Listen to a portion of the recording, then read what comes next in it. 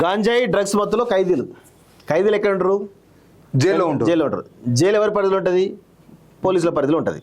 అంటే పోలీసుల పరిధిలో ఉండేటువంటి జైళ్ళలోనే గాంజాయి డ్రగ్స్ విచ్చలవిడిగా దొరుకుతుంది అంటే ఇక సమాజంలో దొరుకుతుంది అంటే ఇది ఎంత ఎవరి వైఫల్యం? ఇది మళ్ళీ ఇంకోటి ఏంటంటే కేవలం నామమాత్రంగా వచ్చినటువంటి వార్త కూడా కాదు. ఇది చాలా క్లియర్ గా దేశవ్యాప్తంగా ఢిల్లీ ఎయిమ్స్ ఎన్డిటిసి వాళ్ళు చేసిన సర్వేలో దేశవ్యాప్తంగా చేసినా కూడా తెలంగాణ టాప్ లో ఉన్న వార్త కూడా నిన్న వినబడ్డది. ఉందిగా దేశంలోని 17 జైల్లోని 7,004 మంది ఖైదీలపై స్టడీ. మన రాష్ట్రంలోని హైదరాబాద్ నిజామాబాద్ జైలు నుంచి 800 మంది. సో జైలు లోపల 412 మంది ఖైదీలు డ్రగ్స్ వాడుతున్నారు వెల్లడి. ఒకే సూది వాడకంతో 43 మందికి హెపటైటిస్ సి, 39 మందికి హెచ్ఐవి. జైలు ఎంట్రీలోనే డ్రగ్ స్క్రీనింగ్, డి అడిక్షన్ సేవలు అందించాలని సూచన అంటూ చూస్తున్నాం. అంటే జైళ్లలో నిత్యం పహారా ఉండేటువంటి ఈ ఖైదీలు ఎవరైతే ఉంటారో వీళ్ళు డ్రగ్స్ తీసుకున్నారు. డ్రగ్స్ ఎక్కడ చూస్తున్నాయి?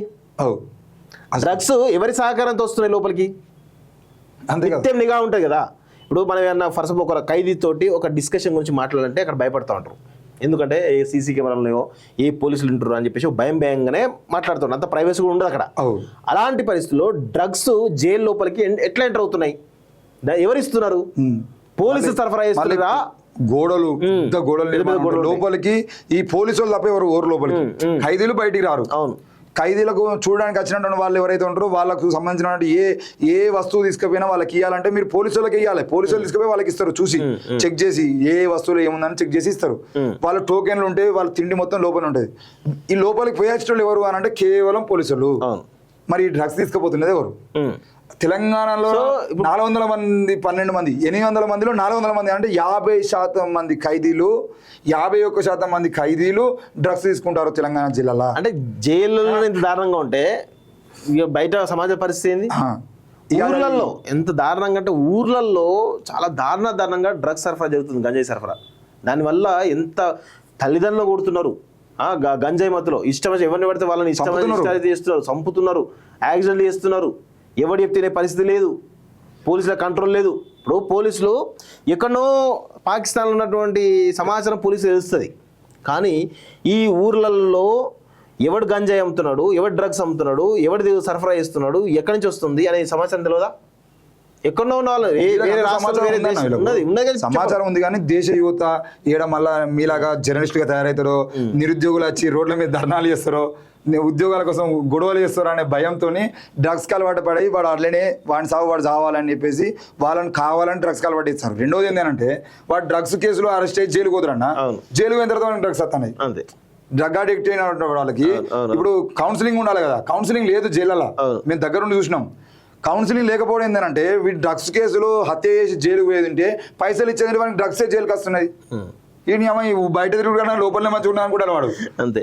మెడికో ప్రియాంక కన్నీటి వీడ్కోలు. గద్వాల జిల్లా ఐజా మండలం ఎక్లాస్పూర్లో అంత్యక్రియలు. 6 రోజులు మృత్యుతో పోరాడి కన్ను మూసిన యువ డాక్టర్. అంత్యక్రియలో పాల్గొన్న మంత్రి జూపల్లి, ఎమ్మెల్యే బండ్ల కిషోర్ రెడ్డి అంటూ చూస్తాను.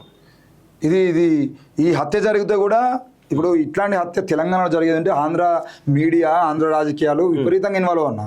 ఇప్పుడు ఆంధ్రాకు సంబంధించినటువంటి వాళ్ళు అక్కడ ఆంధ్రాకు రాజమండ్రిలో చదువుకోవడానికి పోయినటువంటి ఒక అమ్మాయిని కావాలని ఉద్దేశపూర్వకంగా గుద్ది చంపితే ఈ అమ్మాయి చచ్చిపోయిందనే వార్త తెలిసిన తర్వాత అక్కడ ఉన్నటువంటి ఎస్పీ ప్రెస్ మీట్ పెట్టిండు. ఇప్పుడు 6 రోజులు మృత్యువుతో పోరాడి 6 రోజుల పాటు ఆమె ట్రీట్మెంట్ తీసుకుంటూ 6 రోజులు ఉంటే ఈ 6 రోజులలో హత్యాన్ని నిరూపితం చేయలే.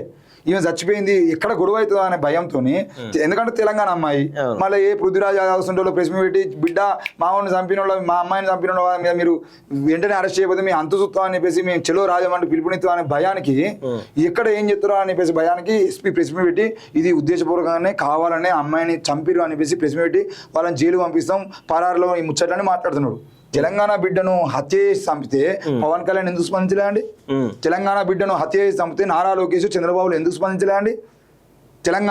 తెలంగాణ బిడ్డలు అయితేనో ఒక రకంగా ఉంటుంది, అదే మీ ఆంధ్రలోనూ తెలంగాణలో హైదరాబాద్లో అట్నే గుర్తు చంపండి మీరు ఊరుకుంటారా? పవన్ కళ్యాణ్ ప్రెస్ మీట్ పెట్టి ఏంది ఈ అరాచకం, అరే మీ గురించి మాట్లాడుతున్న కేసులు పెడతారు, మా బిడ్డల్ని చంపితే మాత్రం పట్టించుకుంటలేరు. అది పరిస్థితి.